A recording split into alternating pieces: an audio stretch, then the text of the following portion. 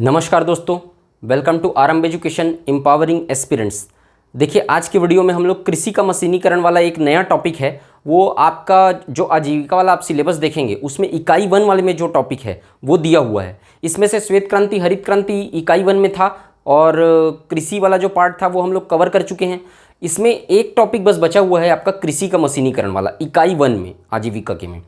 तो ये वाला टॉपिक हम लोग आज के वीडियो में कवर करने वाले हैं। इसमें मेरे ख्याल से 2 से 3 वीडियो लगेगा, कृषि का मशीनीकरण वाला टॉपिक आपका कवर हो जाएगा। फिर थोड़ा एग्रीकल्चर के बारे में छत्तीसगढ़ के बता दूंगा मैं, और उसके बाद क्योंकि एग्रीकल्चर के बारे में वैसे आया तो नहीं है लेकिन बता दिए रहूँगा ताकि आप लोग को हेल्प मिले। वो इकोनॉमिक सर्वे का पार्ट है, छत्तीसगढ़ का इकोनॉमिक सर्वे का, ठीक है, जो एग्रीकल्चर है छत्तीसगढ़ का वो, ठीक है। तो आज हम लोग कृषि का मशीनीकरण वाले पार्ट को कवर करेंगे। तो मुझे उम्मीद है कि आपको ये वीडियो अच्छा लगेगा। वीडियो अच्छा लगे तो वीडियो को लाइक करिए, चैनल को सब्सक्राइब करिए, ज़्यादा से ज़्यादा शेयर करिए। इससे पहले एक चीज़ मैं बता रहा हूँ आपको, NRLM का वैसे टेलीग्राम चैनल पे भी डाला था मैं। तो NRLM का जो केंद्र और राज्य का अंश है वो है 75:25। 75% हिस्सा फंडिंग करता है, जो वित्त पोषण वो केंद्र देता है, 25% राज्य देता है, और 90:10 ये है पूर्वोत्तर और पहाड़ी राज्यों के लिए। पूर्वोत्तर और पहाड़ी राज्यों में 90% हिस्सा केंद्र सरकार देता है, 10% हिस्सा पैसे का, वित्त का राज्य सरकार, और सामान्य में 75:25।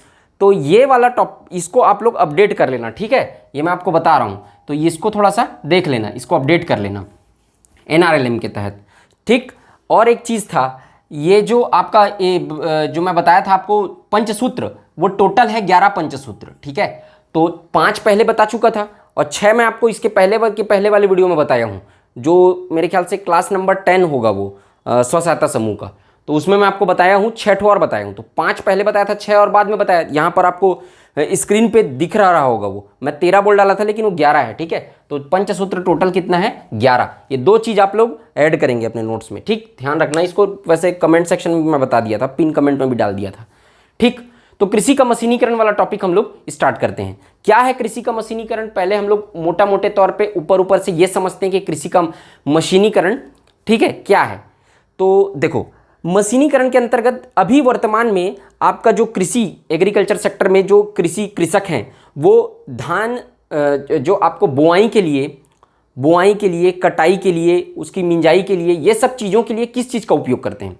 अभी जो ग्रामीण किसान है वो पहले क्या चीज़ का उपयोग करते थे, अभी को छोड़ो आप, अभी तो बहुत सारा ज़्यादा मशीनीकरण का युग आ गया है, बहुत सारे मशीन आ गए। पहले आप एंशियंट टाइम पीरियड पे जाके देखो तो हाथ से बुआई करते थे। कटाई आप देखे होगे, इस शेप का एक काटने का ये होता था, इसको हंसिया कहते हैं छत्तीसगढ़ में। तो ये इस वाले टाइप से ऐसा कटाई करते थे हाथ से। तो बुआई, कटाई, रोपाई और जितने भी चीज़ें हैं, ठीक है, जो आप जोताई देखते थे, खेत की जोताई, वो भी बैलों के माध्यम से किया जाता था, हल के माध्यम से। बैल हल को खींचते थे और हल के माध्यम से जोताई किया जाता था। तो उसी चीज़ों को आपका ज़्यादातर श्रम किससे लिया जाता था? जानवरों से लिया जाता था। तो जानवरों के स्थान पर मशीनों का आ जाना वही मशीनीकरण है, क्योंकि ट्रैक्टर का स्थान ले लिया, ट्रैक्टर से जुताई हो जाती है, ठीक है। हल का स्थान, हल का उपयोग नहीं करना पड़ता, बैलों का उपयोग नहीं करना पड़ता, ट्रैक्टर ने ले लिया। और उसके बाद जो कटाई, ठीक है, और मिंजाई, उसके करके पूरा धान आपका एक साथ बोरी पे डालने का काम कौन कर देता है? थ्रेशर और हार्वेस्टर और थ्रेशर दोनों वो काम कर देते हैं। हार्वेस्टर बेसिकली जो है वो काटने का भी काम कर देता है। बड़ी सी मशीन आप लोगों ने देखी होगी, हार्वेस्टर जाता है, काट भी देता है उसको, पहले है ना, काट के फिर मिंजाई करने के बाद वो जो पूरा धान के टुकड़े रहते हैं उसको पूरा बोरी में भर के पूरा प्रॉपर एक तरीके से पूरा काम करने का काम हार्वेस्टर कर देता है। तो पूरी काम मानव श्रम और जो जानवरों के उपयोग के जगह पे पूरा श्रम कौन सा करने लगा? मशीन करने लगा। वही कृषि का मशीनीकरण है।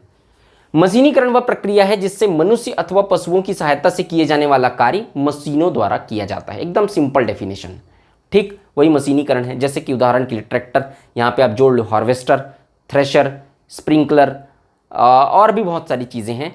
आपका सीड्स वाला जो बोने वाला आता है, ठीक है, वो जो है वो एक मशीन है जो आपका क्या करता है, हल जोतने का भी काम करता है और उसके बाद बोने का भी काम करता है, वो एक चीज़ है। तो यहाँ पर वही सब इसका एग्जाम्पल है। अब देखते हैं कृषि मशीनीकरण के प्रकार। 2 प्रकार के मशीनीकरण होते हैं कृषि मशीनीकरण। स्थायी मशीनीकरण और गतिशील मशीनीकरण। स्थायी मशीनीकरण का मतलब क्या होता है? ऐसे मशीनों द्वारा काम लेना जो स्थायी हैं, एक स्थान से दूसरे स्थान पर नहीं लगाए जा सकते। जैसे कि बोरवेल की खुदाई हम लोगों ने करवा दी, बोरवेल खोद गया, उस पर लग गया ट्यूबवेल, मतलब जो पंप जो वहाँ से नीचे से पानी निकालेगा, उसको आप एक जगह से दूसरे जगह, अब वो बोरवेल को खुद गया है एक जगह तो दूसरे जगह शिफ्ट नहीं कर सकते उसको, जो खुदा गया है एक जगह उसको दूसरे जगह नहीं, दूसरे जगह फिर से बोरवेल खोदना पड़ेगा। तो वो एक चीज़ होता है, उसको कहते हैं स्थायी मशीनीकरण। मतलब एक जगह है वो एक ही जगह रहेगा, उसको दूसरे जगह नहीं ले जा सकता। एक जगह स्थिर रहते हुए उत्पादन में सहयोग करते हैं, जैसे कि मोटर पंप एक जगह स्थिर रहते हुए करते हैं, तो वो जो है वो एक जगह स्थिर रहते हुए अपने एरिया की चीज़ों को सिंचित करने का काम करता है, वो है स्थायी मशीनीकरण। गतिशील मशीनीकरण, मूवेबल मशीनीकरण, वो क्या होगा? कृषि कार्यों के लिए गतिशील यंत्रों का प्रयोग, जैसे कि हार्वेस्टर, ट्रैक्टर, कटाई की मशीन है, वो सब चीजें एक जगह से दूसरे जगह मूवेबल हैं, खुद से जा सकती हैं। जैसे कि ट्रैक्टर है, वो एक मशीन है जो एक जगह से दूसरे जगह ट्रैवल करके चली जाती है। हार्वेस्टर, कल्टीवेटर एक जगह से दूसरे जगह कर चले जाता है। कटाई मशीन, ये भी एक जगह से दूसरे जगह शिफ्ट की जा सकती है। तो ये सब आ जाते हैं गतिशील मशीनीकरण के अंतर्गत। तो ये होता है 2 टाइप मशीनीकरण के प्रकार। अगर आपको पूछ दिया तो ये बेसिक डेफिनेशन है, कुछ बहुत बड़ा चीज़ नहीं है ये, ठीक है।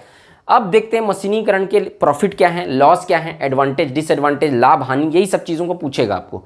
तो मशीनीकरण के लाभ, क्षमता और प्रति व्यक्ति उत्पादकता बढ़ाता है। देखो पहले जो है वो मानव श्रम लिया जाता था, एक तो व्यक्ति जाता था, बहुत ज़्यादा टाइम लगता था, मशीन नहीं आया था तब तक बहुत ज़्यादा टाइम लगता था। जैसे कि रोपाई करने का काम, एक एक धान की बालियों को आप देखो, एक एक बीज को रोपने का काम हाथ से किया जाता है, अभी भी ग्रामीण क्षेत्रों में किया जाता है, बताऊंगा क्यों किया जाता है।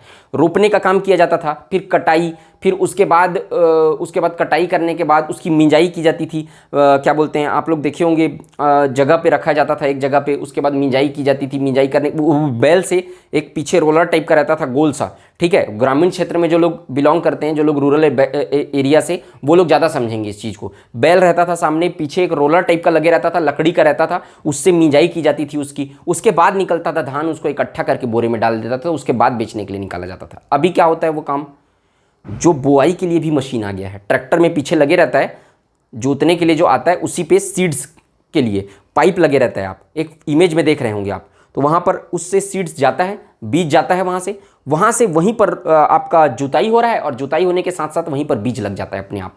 तो उससे बीज की बचत भी होती है, समय की भी बचत होती है, एफर्ट भी कम लगता है, सब चीज़ कम लगता है और जल्दी चीज़ें हो जाती हैं। तो क्षमता और प्रति व्यक्ति उत्पादकता को बढ़ाता है। इससे क्या होता है, कैपेबिलिटी बढ़ती है, आपको टाइम कम लगेगा, मतलब क्षमता का विकास हो रहा है, और क्षमता और उत्पादकता का भी वृद्धि हो रही है, मतलब कम टाइम में ज़्यादा चीज़ें बुआई हो जा रही है, ज़्यादा चीज़ें कटाई हो जा रही है, फिर से चीज़ें बुआई हो जा रही है। तो उससे क्या हो रहा है, उत्पादन में वृद्धि होता है, प्रोडक्शन भी इंक्रीज होता है ना, तो वही चीज़ है। दूसरा, कृषि श्रम की लागत में कमी आती है। देखो आप जिस जगह पे 40 श्रमिकों को लगाकर, 40 कृषक मिलकर जिस एक खेत पे जुताई करने का काम या फिर बुआई करने का काम, 40 लोग मिलकर एक दिन में एक खेत को बुआई कर रहे हैं, बुआई करने के लिए, और जो सीड्स कम कल्टीवेटर वाला एक मशीन आता है, वो इस एक खेत को 2 घंटे में बुआई कर दे रहा है। तो इससे क्या बचा, 40 लोगों को जो श्रम लगता था वो बचा कि नहीं बचा, श्रम बचा। ये 40 लोगों को जो दैनिक वेतन भत्ता देना पड़ता था, दैनिक पैसा देते थे जो किसान लोग, वो बचा। तो यहां पर क्या लिखा है, कृषि श्रम की लागत में कमी आती है इसी चीज से। इस एक दिन में करने के जगह इसको मशीन को 2 घंटे में कर दिया। अब वो जो 40 लोग जाएंगे, वो लोग पहुंचेंगे 10 बजे या जाएंगे सुबह से, उसके बाद 1 बजे खाने के लिए, बीच में ब्रेक भी तो देना पड़ेगा, इंसान है ना, तो भाई 1 से 3 बजे तक वो लोग अब खाएंगे, तो खाने के बाद तुरंत काम पे तो जाते नहीं। आप लोग देखेंगे अभी भी पोताई लिपाई करने के लिए घर में जब आते हैं, पेंटिंग वगैरह करने के लिए, तो आप लोग डेली वेजेस पे जो बुलाते हैं जो श्रमिक, वो लोग क्या करते हैं, यही तो करते हैं। 1 से 3 बजे तक वो लोग रेस्ट करेंगे, 1 से 2 बजे तक खाना खाएंगे, 1 घंटा रेस्ट करना पड़ेगा, क्योंकि इंसान है, जरूरी है, उन लोग के लिए भी रेस्ट जरूरी है, ठीक है ना।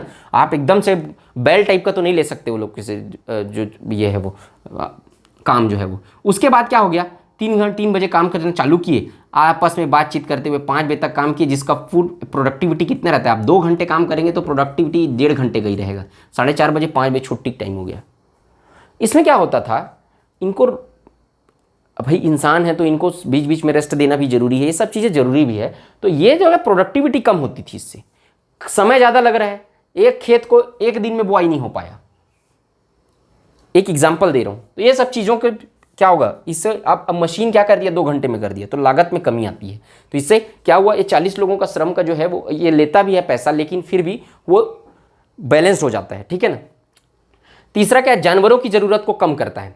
जानवरों की जरूरत को कैसे कम करता है, बैल जो लगते थे क्या बोलते हैं आपका मिंजाई के टाइम और हल जोतने के टाइम, वो सब चीज़ जानवरों को कम करता है। जानवर भी तो, वो भी तो जीव जंतु ही हैं, उनसे आप बहुत ज़्यादा काम ले रहे हैं, ठीक है। तो ये भी एक तरीके का जानवरों की उपयोगिता को भी कम करता है, ठीक, ज़रूरत को कम करता है, ठीक।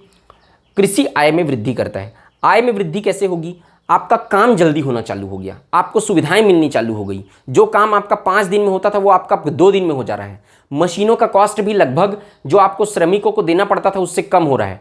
जल्दी जल्दी प्रोडक्शन हो रहा है। टाइम की वैल्यू है सबसे ज़्यादा, समय की कीमत है बस।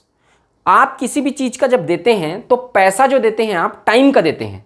आप किसी भी एक दुकान में कुछ खाने के लिए गए, वहाँ पर सब कुछ अच्छा है लेकिन आपको टाइम 5 घंटा दे रहा है, लगभग आधा घंटा 1 घंटे में सर्विंग हो रहा है। लेकिन एक जगह दे रहा है, वहाँ पर क्वालिटी मीडियम है और आपको जल्दी दे रहा है, ठीक ठाक चीज़ें वहाँ भी मिल जाती है लेकिन दे, तो आप वहीं जाना पसंद करेंगे जहाँ आपको टाइम कम मिलता है। तो आप पैसा किस चीज़ का दे रहे हैं, टाइम का दे रहे हैं।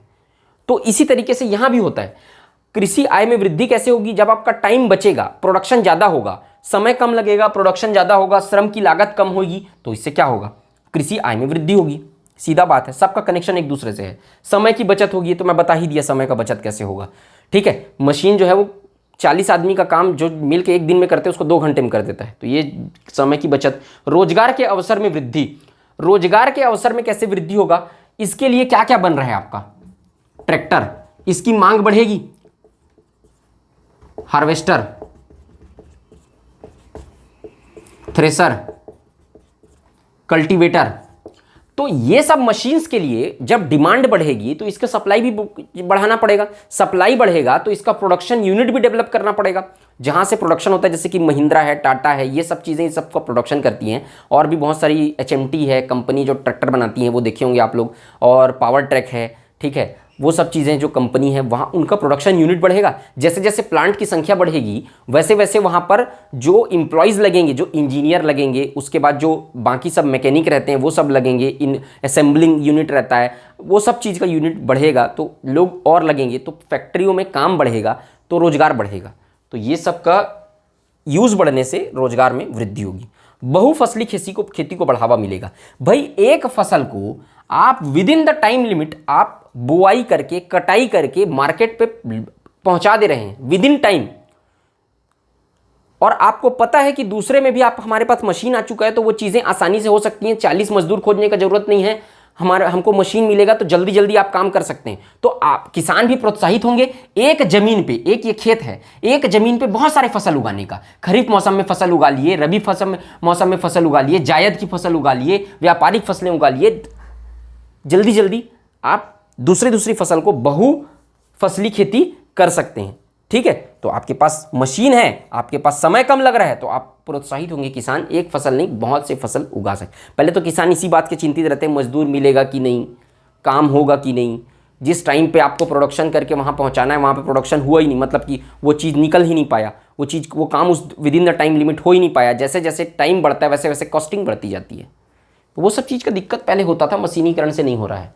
कठिन कार्य को सरल, कठिन कार्य को सरल करना का इन द सेंस, देखो कई जगह ऐसे हैं जो पहाड़ी टाइप के एरिया हैं, पथरीले एरिया हैं, ऐसे टाइप के एरिया है, ठीक है, पत्थर है वहाँ पर मिट्टी है नहीं, ज़मीन धंसा हुआ है ऐसा। अब उसको एक खेत बनाना पड़ेगा आपको, एक नॉर्मल एक ज़मीन बनाओगे आप, आसपास फिर मेड़ रहेंगे, तभी तो वहाँ पर प्रॉपर खेती हो पाएगी। ये सब करने का काम के पहले के लिए मजदूर लगते थे। आपको इसको लेवलिंग करना है, लेवलिंग करने के लिए मजदूर लगाए, 5 दिन में इसको लेवलिंग करते बैठे हैं। एक जगह को, एक चट्टान टाइप का एक जमीन आ गया, उसको तोड़ने के लिए मजदूर लगाए आप, तोड़ने के लिए 10 दिन तोड़ने में लग गया उसको। ये सब करने से क्या होगा, डिले हो रहा है, ठीक है, टाइम डिले होता था। अब इसको एक JCB बुलाओ, बड़ा बड़ा काम को 5 घंटे में कर देंगे वो लोग। जो काम को 10 दिन एक मजदूर मिलकर 10 दिन में करेंगे, उस काम को JCB जो है वो 5 घंटे में कर देगा, कॉस्ट भी कम लगेगा। तो ये सब चीज़ें से ये कठिन कार्य को सरल हो जाता है मशीन से। वो तो आपको पता ही है, मशीन से कठिन काम सरल हो जाता है, वो कोई बहुत बड़ा चीज़ थोड़ी है। ऊर्जा, उर्वरक और बीज की बचत। ऊर्जा, उर्वरक और बीज की बचत कैसे होगी? जो टेक्निकल टीम बैठी इसका रिसर्च करने के लिए, उस टेक्निकल टीम ने ये निष्कर्ष निकाला कि अनुसंधान करके, रिसर्च करके कि 20% बीज की बचत होती है। जो मशीन आपको इमेज में दिख रहा होगा, उस मशीन पे बीज जो है वो ऐसा जगह दिख रहा है ना, ऊपर में ऐसा ब्लॉक दिख रहा है, यहाँ पर बीज को डाल दिया जाता है। उसके बाद एक पाइप है, ये पाइप के थ्रू यहाँ पे धार वाला ऐसा वो लगा होगा, देखे होंगे आप लोग, इमेज में दिख रहा होगा आप लोग को। इस तरीके का धार वाला क्या लगा है, नीचे लोहे का लगा है, ये कर रहा है जुताई, और ऊपर से यहाँ पर से पाइप से डायरेक्ट आके बीज जो है वो प्रॉपर जगह पे, प्रॉपर गैप पे आपका फीड हो जा रहा है। जुताई का टाइम बचा, मजदूर बचे, और बुआई का टाइम बचा, मजदूर बचे। तो उससे क्या होता है, ये रिसर्च टीम ने कहा 20% बीज की बचत होती है। बीज जो है मानव जो लगाता था, जब मनुष्य लगाते थे तो बीज फेंका जाता था, कुछ गिर जाता था। यहाँ पर प्रॉपर एक एक बीज को एक एक टाइम पीरियड पे लगाया जा रहा है। तो फिर क्या हो रहा है, एक डिस्टेंस पर, रिक्वायर्ड डिस्टेंस पे लाइन से लग रहा है, तो 20% बीज की बचत होगी, 15% लागत की बचत होगी। ये रिसर्च से पता चला। तो वो मशीन आने से क्या हुआ, 20% बीज की बचत, 15% लागत की बचत, तो दोनों में फायदा है। तो उसी तरीके से बोला जा रहा है कि ऊर्जा, एनर्जी तो बचत कम लगा ही, उर्वरक कम लगे और बीज की बचत हुई। मतलब उर्वरक कम क्यों लगेगा, फर्टिलाइजर कम लगेंगे, प्रॉपर जगह पे आपका सीड्स है, ठीक है, तो फर्टिलाइजर के भी कम लगेंगे, ठीक है, तो फिर बीज की भी बचत होगी। व्यापारिक कृषि को प्रोत्साहन, व्यापारिक कृषि के अंतर्गत क्या क्या आता है, व्यापारिक कृषि के अंतर्गत आता है आपका गन्ना, आपका आता है मूंगफली, आपका आता है चाय, ये व्यापारिक फसल है। कॉफ़ी, ये व्यापारिक फसल है, इसको केवल व्यापार करने के लिए उगाया जाता है। इसको एक्सपोर्ट भी किया जाता है, चाय कॉफ़ी को इंडिया से, मैं आपको बताया था पहले भी, इसको एक्सपोर्ट भी किया जाता है। मूंगफली भी एक्सपोर्ट होता है, गन्ना भी होता है। तो ये सब चीज़ें जो है वो व्यापारिक फसलें हैं। तो व्यापारिक कृषि को प्रोत्साहन इसलिए मिलेगा क्योंकि ये चीज़ें, इन चीज़ों को करने के लिए श्रमिक बहुत ज़्यादा लगते थे। मशीनीकरण हो जाने से ये चीज़ें में मशीन अप्लाई कर देंगे, मशीन से बहुत जल्दी इसका हो जाता है, कटाई हो जाता है, और बाकी सब चीज़ें प्रोसेसिंग हो जाती है, प्रोसेसिंग करके पैकेजिंग हो जाता है। पूरी चीज़ें मशीनिंग यूनिट लगा दी गई है, पूरी चीज़ें जो है वो किसान प्रोड्यूस करके देता है और डायरेक्ट पैकेजिंग हो जाता है। फूड प्रोसेसिंग का जो बिजनेस है वो भी लगभग इसी तरीके का है। तो ये व्यापारिक कृषि को प्रोत्साहन। प्रतिभूमि का उपयोग, प्रतिभूमि का उपयोग का मतलब नीचे जो परत है उसको क्या करना पड़ता है, देखिए परत रहता है, परत भूमि, ये भूमि है, इसको आप जब तक दूसरा फसल आपको उगाना है एक फसल के बाद, तो इसको क्या करना पड़ता है, इसकी जो मिट्टी है उसको नीचे की मिट्टी को ऊपर और ऊपर की मिट्टी को नीचे करना पड़ता है, उसी को जुताई कहते हैं। जुताई करने के लिए नीचे की मिट्टी जब ऊपर आएगी और जब जो है ना एक तरीके से, तो उर्वरक क्षमता मिट्टी की बढ़ती है, ठीक, तो नीचे के परत का भी उपयोग होता है। और दूसरा क्या, मशीनीकरण के आ जाने से भूमि के नीचे जो जल है उसको भी आप निकाल सकते हैं आसानी से। तो भूमि के अंदर का जल जो है वो आसानी से निकल सकता है, आप रिसोर्सेज का यूज कर सकते हैं, तो उससे प्रतिभूमि का कंप्लीट प्रयोग हो सकता है। इस चीज से उसको बढ़ावा मिल रहा है, मतलब तो ये इसका बेनिफिट है। दोष क्या क्या है मशीनीकरण की, ये देख लेते हैं हम, ठीक है। पूरा डिटेल में बताया हूँ एक एक पॉइंट को, ये आप लोग को समझ में आ रहा होगा। जितना आप लोग मैं जो बोल रहा हूँ उसको सुनेंगे और समझेंगे, उतना आप लोग वहाँ पे अटेम्प्ट कर पाएंगे। जो चीज़ें घुमा घुमा के आपको देगी, तो सोचने की क्षमता को बढ़ाना है यहाँ पर सीधा सीधा। तो जो बोलते जा रहा हूँ वो समझते जाओ बस, और कुछ खास नोट करने के लिए इसमें है नहीं, पॉइंट टू पॉइंट बस बता रहा हूँ। मशीनीकरण के दोष, डिसएडवांटेज, पूंजी की कमी। देखो किसान जो है सबके पास इतनी पूंजी नहीं है कि ये महंगा मशीन खरीद सके। एक ट्रैक्टर कितने का आता है आज के डेट में, आप अच्छा सा ट्रैक्टर लोगे तो 5 से 6 लाख का ट्रैक्टर आएगा। इस पूंजी निवेश के लिए किसानों के पास पैसा तो होना चाहिए। 80% किसान तो भारत के गरीब हैं, पैसा नहीं है उन लोग के पास। जो नॉर्थ के जो हैं, पंजाब, चंडीगढ़, हरियाणा, ये सब एरिया, यूपी, इसके किसान, उन लोगों के पास हरित क्रांति का प्रभाव जिन क्षेत्रों में ज़्यादा पड़ा है, वो किसान जो हैं वहाँ पर प्रोडक्शन में बढ़ा है हरित क्रांति से। तो प्रोडक्शन बढ़ने के कारण, जब मैं हरित क्रांति वाला पढ़ाया था तो इसको पूरा कनेक्शन को आपको पूरा डिटेल में समझाया था कि कैसे हरित क्रांति का प्रभाव कहाँ ज़्यादा पड़ा है, जिसके कारण किसान जो है वहाँ के अमीर हैं, प्रोडक्शन बढ़ा है। प्रोडक्शन बढ़ने के कारण क्या हुआ, वो लोग आर्थिक रूप से सक्षम हुए हैं, आर्थिक रूप से समर्थ हुए हैं। लेकिन बाकी किसान, साउथ इंडिया के किसान, मिड इंडिया के किसान, वो सब किसानों के पास उतनी आर्थिक क्षमता नहीं है जितनी वो नॉर्थ इंडिया के किसान के पास है। तो इतनी महंगी मशीनें वो लोग खरीद नहीं सकते हैं। तो इसके कारण पूंजी की कमी है, मशीन नहीं खरीद पा रहे हैं। तो इसके कारण फिर से वो लोग को प्राचीन कृषि करने पर मजबूर होना पड़ रहा है। प्राचीन कृषि मतलब वही बैलों पर निर्भर होना पड़ रहा है, वही बुआई अपने हाथ से कर रहे हैं, वही कटाई अपने हाथ से कर रहे हैं, जिसके कारण क्या हो रहा है, काम में डिले हो रहा है। इससे कंपीट करना है, जिन लोगों के पास इतना मशीन है उनसे आप कंपीट करेंगे बैलों के सहारे। कैसे कंपीट कर पाएंगे आप, सीधा सीधा बात है, ये किसान जो ये सब मशीनों का यूज़ कर रहे हैं वो लोग आगे रहेंगे, आप पीछे रहेंगे। तो पूंजी की कमी इसमें एक इफेक्ट डाल रही है। आप मशीन तो लॉन्च कर दिए, लेकिन मशीन को खरीदने के लिए आर्थिक रूप से सक्षम नहीं बना पाए आप किसान को। तो फिर क्या मतलब, आप मशीन लॉन्च कर दिए, आप मेट्रो ट्रेन ला दिए, मेट्रो बोल रहा हूँ, बुलेट ट्रेन आप ला दिए भारत में, बहुत अच्छी बात है, देश तरक्की कर रहा है, बहुत अच्छी चीज़ है। बुलेट ट्रेन में जाके बैठने के लिए पैसा नहीं है लोगों के पास, तो उस बुलेट ट्रेन का क्या मतलब है? आप बुलेट ट्रेन अफोर्ड कर पाएंगे? कितना कर पाएंगे? कितने % लोग उस बुलेट ट्रेन का फायदा उठा पाएंगे? आप ये देखो, परचेसिंग पावर पैरिटी बढ़ाना पड़ेगा आप लोगों को, लोगों के हाथ में पैसा पहुंचाना पड़ेगा, इकोनॉमिक रिफॉर्म्स करने पड़ेंगे, लोगों के हाथ में पैसा पहुंचेगा तब आपके टेक्नोलॉजी को यूज करने के लिए आर्थिक रूप से वो सक्षम होंगे। बहुत बड़ा रॉकेट साइंस आप जनरेट कर भी दिए, बहुत अच्छा मॉडर्न टेक्नोलॉजी की चीजें ले आए, आपके पब्लिक जो है 90% पब्लिक उसको अफोर्ड ही नहीं कर सकती है, पैसा ही नहीं है उनके पास, कहां से अफोर्ड करेंगे? 1 लाख रुपए फीस, उसका एक जगह का ट्रैवल डिस्टेंस ट्रैवल करने का ये रहेगा। आज की डेट में कितने लोग बिजनेस क्लास में ट्रैवल करते हैं? कितने लोग कर पाते हैं? नहीं कर पाते। तो आप जो चीजें ला रहे हैं, जिसके पीछे आप 1.5 लाख करोड़ रुपए खर्चा कर रहे हैं, या जितने भी करोड़ रुपए पैसे खर्चे कर रहे हैं, आप ये देखिए कि इस पे लोग अफोर्ड कर पाएंगे कि नहीं कर पाएंगे। तो आप इकोनॉमिक रूप से रिफॉर्म लाइए, उनकी परचेसिंग पावर पैरिटी बढ़ाइए, उनके पास हाथों में पैसा रहेगा तब आप वो लोग यूज कर पाएंगे। ठीक है, तो यही चीजें हैं।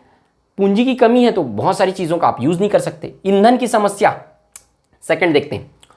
ईंधन की समस्या के लिए कैसे, जैसे कि जो बाकी सब चीज़ें, हार्वेस्टर है, थ्रेसर है, जो सब चीज़ों के लिए क्या करना पड़ता है? ईंधन मतलब डीजल, पेट्रोल लगता है। पेट्रोल लगता है तो शहर में तो 50 तो पेट्रोल पंप हैं। दूसरा क्या है, वहाँ पर आप आसानी से पेट्रोल डीजल का यूज़ कर सकते हैं। गाँव में क्या पेट्रोल पंप नहीं है, गाँव के किसान, मैक्सिमम किसान तो ग्रामीण ही हैं, अब वो लोग को शहर से पेट्रोल लेके आना पड़ता है ना, या तो फिर अब तो खैर मशीन ही शहर से आ रहे हैं तो वो तो पेट्रोल लेके आएंगे ही। तो ईंधन की कमी तो है ही, ईंधन का रेट बहुत ज़्यादा है, आप देख रहे होंगे 100-102 रुपये लीटर भी पेट्रोल है, डीजल भी बहुत ज़्यादा है। तो ये सब चीज़ का रेट बढ़ने से उसका एक्सेस कम होता है, तो ईंधन की समस्या आगे चल के आने ही वाली है, क्योंकि इतना ईंधन है नहीं है तो उसका रेट ज़्यादा है। तो ईंधन की समस्या के साथ साथ ईंधन में एक और चीज़ आ जाएगा, ठीक है, एक चीज़ और आएगा ईंधन के साथ साथ, ईंधन में आपका बिजली भी आ जाता है, इसमें एक तरीके का बिजली की समस्या। तो ये जो सब आप मशीन वहाँ ले जा रहे हैं, जो तकनीक यूज़ कर रहे हैं आप, ठीक है, उस मशीन के चलाने के लिए बिजली चाहिए गाँव में, और बिजली गाँव में है नहीं इन द सेंस बहुत ज़्यादा कटौती होता है अभी भी। आप कोयले का क्राइसिस, मैं वीडियो भी बनाया था उसके लिए, कोयले का क्राइसिस आ रहा है, कटौती हो रही है, तो गाँव क्षेत्र में तो ज़्यादा कटौती होती है। और तो यहाँ पर जब तक बिजली नहीं रहेगा आप उन मशीनों को चलाएंगे कैसे? तो कुछ चीज़ें डीजल के कारण थोड़ा सा समस्या है, थोड़ा सा बिजली की समस्या है, तो वो चीज़ भी है। गांव में वर्कशॉप का अभाव, वर्कशॉप का मतलब जो चीज़ें जहां पर आप मशीन वहां पर ले गए, मशीन को अगर ख़राब हो गया, उसको बनाने के लिए आप लेके जा रहे हैं उसको शहर जो 100 किलोमीटर दूर है, तो ट्रैवलिंग चार्ज ही आप लोग का जितना का बनाने का खर्चा नहीं है, उससे ज़्यादा तो ट्रैवलिंग चार्ज लग गया। उसको लेके जाने का, इतना बड़ा मशीन को पकड़ के ले जाने का, उसके बाद लेके आने का वापस उसको, वो ज़्यादा लग गया। तो वो तो वर्कशॉप का अभाव के कारण भी डिसएडवांटेज पैदा होगा। थोड़ा सा अगर चीज़ खराब हो गया तो भी आप लोग बनवाने के लिए जाना पड़ेगा 100 किलोमीटर। छोटे आकार की कृषि जोत, जोत का मतलब क्या होता है पहले तो ये समझ लो। जोत का मतलब सीधा सीधा एकदम सरल भाषा में आप लोग को बता रहा हूँ, जितनी जगह पे किसान जो है खेती करते हैं, ये पूरा जो जगह है, जैसे कि ये इंफ्रास्ट्रक्चर एक बिल्डिंग बनी हुई है जहाँ पे मैं खड़ा हूँ, वो जोत के अंतर्गत आएगा क्या? नहीं आएगा। आप जहाँ बैठे वो जोत के अंतर्गत नहीं आएगा। इतनी भूमि, वो भूमि जहां पर किसान खेती करते हैं, खेत मतलब सीधा सीधा एकदम सिंपल लैंग्वेज में बोले तो जहां पे जितनी जगह पे किसान खेती करते हैं, वो कृषि जोत का आकार है 1.08 हेक्टेयर। कृषि जोत का आकार है भारत की। इतने भूमि पर औसत कृषि जोत, मतलब औसत कृषि जोत का आकार भारत में कितना है? 1.08 हेक्टेयर। अमेरिका में कितना है? 60 हेक्टेयर। कितना डिफरेंस है? कनाडा में कितना है? 188 हेक्टेयर। देखो कृषि जोत के आकार में जो डिफरेंस है, वह भारत में 1.08 हेक्टेयर औसत कृषि जोत का आकार है, अमेरिका में 60 हेक्टेयर है, कनाडा में 188 हेक्टेयर है। इतना तो डिफरेंस है। आपके पास भूमि ही नहीं है कृषि करने के लिए ज़्यादा, मतलब ज़्यादा भूमि पर किसान किसी नहीं कर पा रहे, मतलब जब भूमि नहीं है उनके पास तो प्रोडक्शन कैसे ज़्यादा होगा? तो ये भी एक तरीका, ये छोटे आकार का कृषि जोत है, कृषि जोत का आकार छोटा है, उनका जमीन छोटा है, तो जमीन जब छोटा है तो प्रोडक्शन भी कम होगा। तो जमीन छोटा है, इस कारण क्या होगा, मशीनीकरण का उतना ज़्यादा इंपैक्ट पड़ नहीं पाएगा जब आपके पास जमीन ही कम है। तो एक तरीके से ये भी एक कारण है। ठीक है। बेरोजगारी में वृद्धि, बेरोजगारी में वृद्धि इस तरीके से होगा कि देखो, मैक्सिमम जनसंख्या 70% जनसंख्या भारत पर कृषि कार्यों पर निर्भर है। तो कृषि से संबंधित रोजगार, 70% रोजगार जो है कृषि से संबंधित कार्यों पर जनरेट होते हैं, क्योंकि मैक्सिमम जनसंख्या प्राइमरी सेक्टर अर्थात कृषि पर निर्भर है, तो रोजगार भी उसी सेक्टर पे ज्यादा होगा।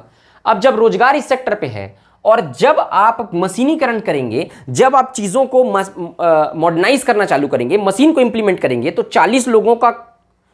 40 से 50 मजदूरों का काम एक मशीन कर दिया, तो 40 से 50 लोगों को रोजगार कौन देगा? वो लोग को पैसा कैसे अर्जित होगा, आजीविका कैसे चलेगी? तो मशीनीकरण करने से वो लोग क्या हुआ, लोगों को बेरोजगारी पैदा होगा, जो कृषि से संबंधित रोजगार प्राप्त नहीं कर पाएंगे। एक तरफ इंडस्ट्रीज में तो रोजगार मिलेगा, लेकिन कृषि से संबंधित रोजगार जो है खत्म हो जाएंगे। सब लोग नहीं कर सकते इंडस्ट्री में काम, जो गाँव को छोड़ के जाना पड़ेगा इंडस्ट्री में करने के लिए, फिर वो दिक्कत होता है। तो वो एक तरीके का बेरोजगारी में वृद्धि होगा। तकनीकी ज्ञान का अभाव, लोगों के पास एजुकेशन नहीं है। एजुकेशन सबसे ज़्यादा इंपॉर्टेंट चीज़ है कोई भी रिफॉर्म लाने के लिए, कोई भी परिवर्तन लाने के लिए, कोई भी चीज़ लाने के लिए सबसे ज़्यादा ज़रूरी चीज़ है एजुकेशन। हर सेक्टर में आप देखेंगे, जितने भी डेवलप्ड कंट्रीज़ हैं वहाँ पर एक चीज़ आप कॉमन देखेंगे, एजुकेशन का लेवल। भारत के टॉप 100 यूनिवर्सिटीज़ में, हमारा विश्व के टॉप 100 यूनिवर्सिटीज़ में भारत का एक भी यूनिवर्सिटी नहीं है, एक सिंगल यूनिवर्सिटी नहीं है। पूरे वर्ल्ड रैंकिंग आप लोग देखिएगा, मैंने इस पे आर्टिकल भी लिखा है, कुछ दिन में पब्लिश होने वाला है न्यूज़पेपर में। तो वो एक भी नहीं है। एजुकेशन का लेवल ये है भारत का।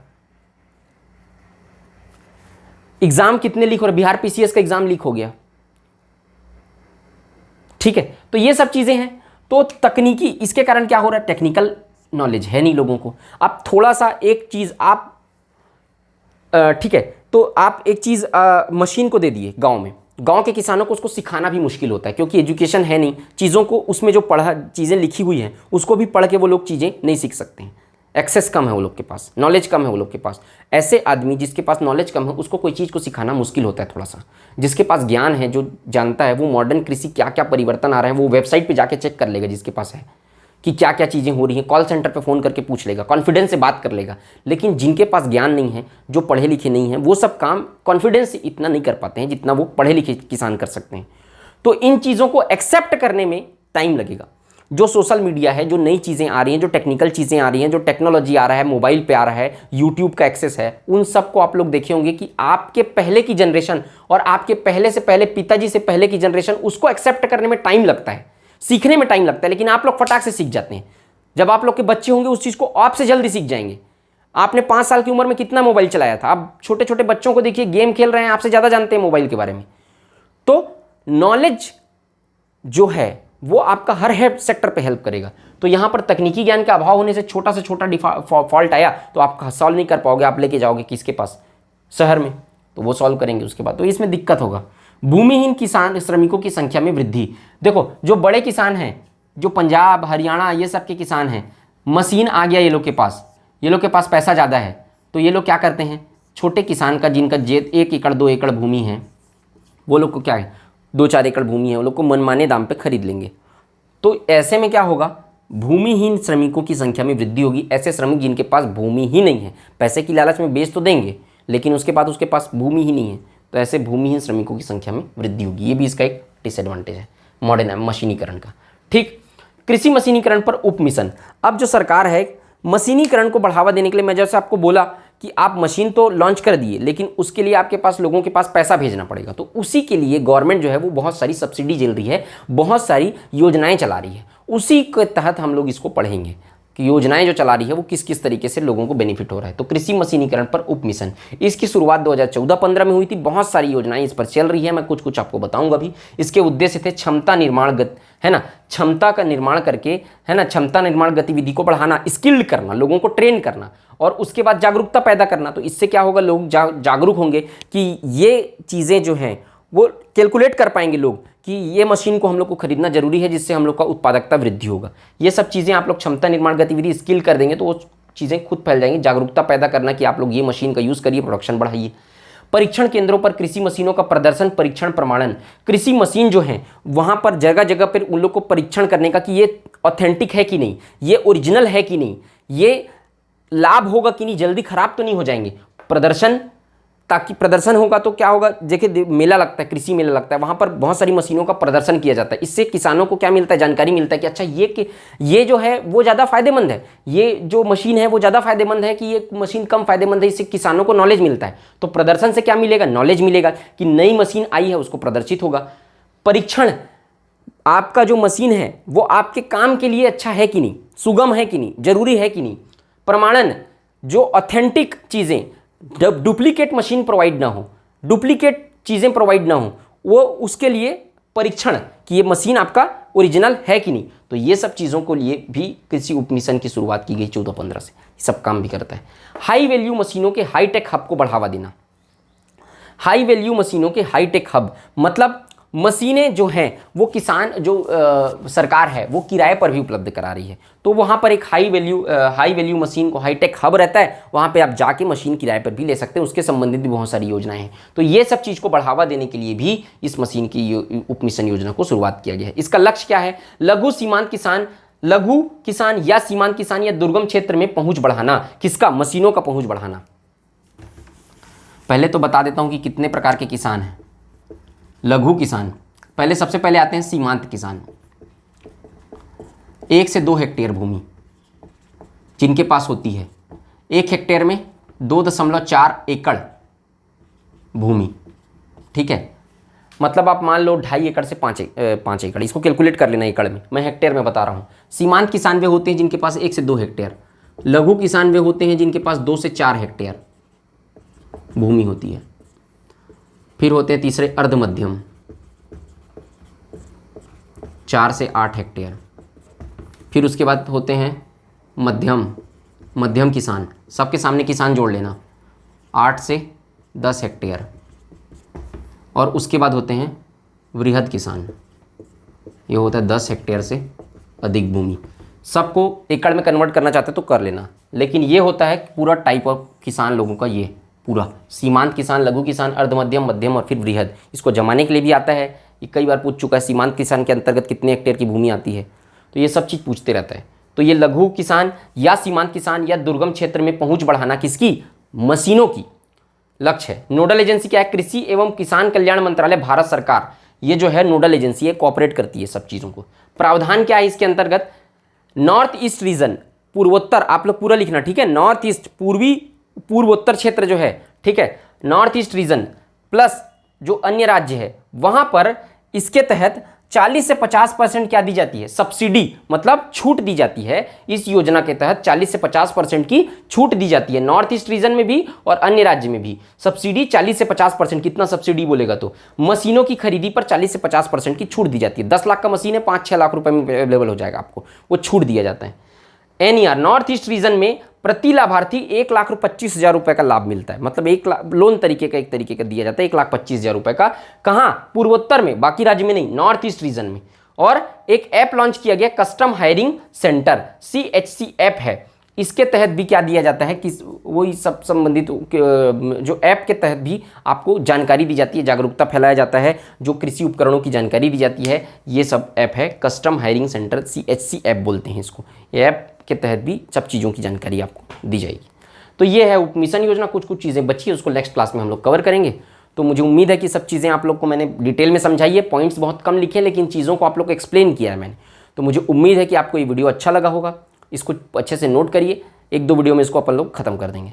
तो मुझे उम्मीद है कि वीडियो आपको अच्छा लगा होगा। वीडियो अच्छा लगे तो वीडियो को लाइक करिए, चैनल को सब्सक्राइब करिए, ज़्यादा से ज़्यादा शेयर करिए। मिलते हैं नेक्स्ट वीडियो में। जय हिंद, वंदे मातरम।